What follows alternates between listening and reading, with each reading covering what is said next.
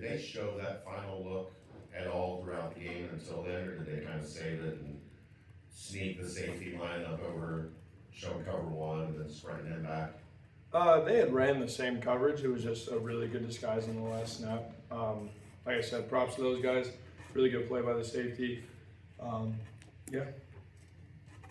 What have you done in your career to kind of teach yourself to move on from frustrating moments like that? At the end of the day, you know, it's football. Mistakes are going to happen. Obviously, you wouldn't like to throw a game-losing interception like that, but we got 11 games left. So, you know, long season ahead, a lot of ball left, so there's no point, you know, letting this mistake at the end of the game drag out into the next week. I'm excited to get back out there with the guys and, you know, showcase what we can do. Brendan, when you look at Nebraska's secondary, obviously a lot of experience, a lot of really talented players there. Was it frustrating for you that you, in the offense, really struggled to push the ball down the field throughout the course of the game until really the fourth quarter? Yeah, obviously, you know, as an offense in general, you would like to be able to throw the ball down the field and have a bunch of explosive plays, but they did a good job of making us take everything, you know, underneath. I got to do a better job of hitting some stuff. You know, we just got to play pitch and catch out there and find a way to move the ball down the field and then get explosives that way, get them to come down, and then, you know, take the deep shots whenever they come. But yeah, props to those guys in the secondary and their defense as a whole. You ran the ball well. Have you ever had, even in Indiana, a game like that where it just was a struggle to throw the ball, and how do you get over it? Iowa State last year was very similar. Ran the ball a lot, ran it well, but just couldn't seem to get the ball going, you know, throwing it. So we just got to find a way to consistently each week find ways to get the ball, you know, down the field to our guys, and, you know, however that may be, we just got to figure out a way to do it. But obviously it's frustrating as a quarterback, but got to find a way to overcome it. How much do you need to try to get Joe Royer involved in the pass game moving forward to kind of eliminate those downfield struggles? We got to get all of our guys the ball, especially Joe, as many times as we can. So really just, I mean, it starts with me obviously being able to deliver a good accurate ball, but you know, just finding ways to get our guys the ball in space and let them go to work.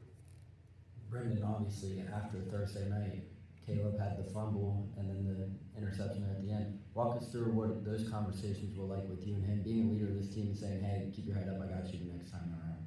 Yeah, I mean, there's really nothing else to it other than that. Like I said, it's football, you're going to make mistakes. Obviously both of those turnovers were pretty costly in the grand scheme of the game and everything, but we got to find a way to move on. We got 11 more games, a lot of conference play. Obviously all of our goals are still ahead of us, so we got to take it one week at a time and bounce back this week.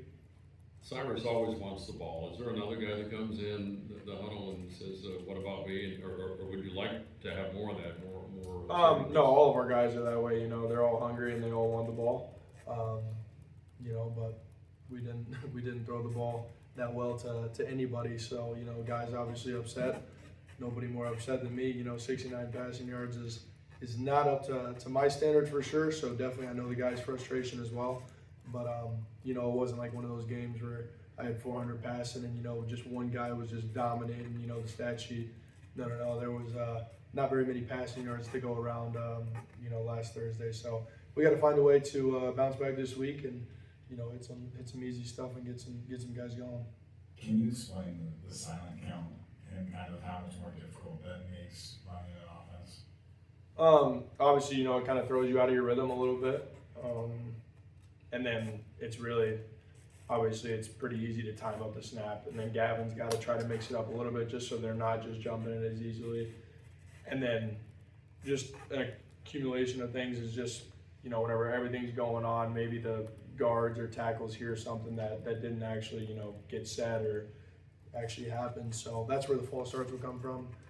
It was a really loud atmosphere, so it was tough, obviously, but you know, we got to find a way, if we do have to do that going forward, just to clean up those little mistakes. Loudest atmosphere you've ever played in? I think it was loud every snap of the game. They really didn't take too many plays off, so yeah, it's probably number one for me. Talk about the connection with Joe. You know teams are gonna come in and try to game plan him away. What do you guys need to do to maybe find a different strategy or whatever to get him open a little more? it starts with just, you know, showcasing our other guys and what they can do. And then, you know, just play ball whenever it comes out to, whether it's a scramble drill or whatever it may be. You know, me and Joe are really good at doing off-schedule things, so just finding ways to get him the ball, whether it's, you know, on schedule or off schedule, and, you know, finding ways to get the other guys the ball so defenses have to respect everybody and can't just key on him. Any other questions for Brendan? Thank you.